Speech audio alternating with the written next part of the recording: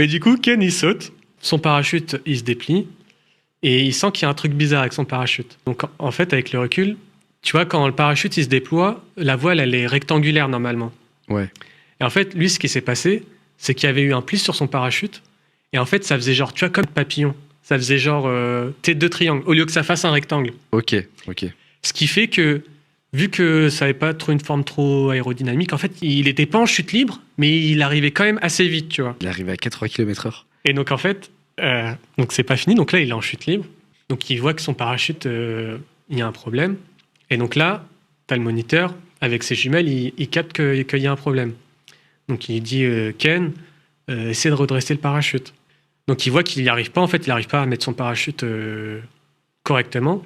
Donc là, on doit faire la procédure d'urgence. Donc, qu'on avait vu en théorie, qu'on avait même fait en pratique, qu'on avait vu. Et en gros, la procédure d'urgence, c'est quoi ? C'est en gros, on avait deux sangles, une à droite, une à gauche. En fait, il fallait qu'on tire celle de droite en premier. D'accord. Celle-ci, en fait, ça va enlever ton parachute principal, donc celui-là qui pose problème. Et après, donc tu es en chute libre, mais tu tires sur la sangle de gauche et ça déploie ton parachute de secours. Ok. Donc en fait, c'est ça la procédure d'urgence. Donc le moniteur il dit Ken, vas-y, fais la procédure d'urgence en gros.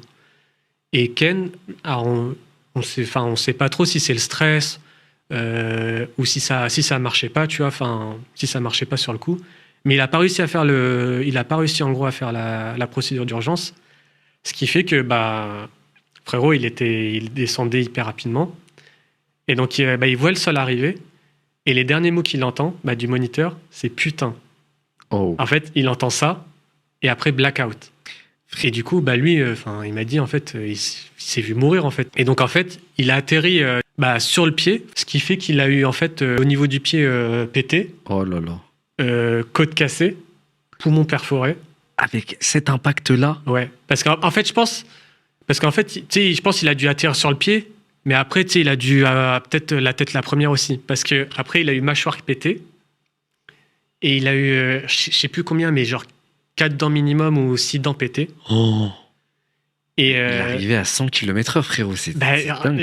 Après, du coup, il est resté à l'hôpital. Toujours quand même les dents pétées, donc il doit avoir, il a des fausses dents qu'il doit changer régulièrement.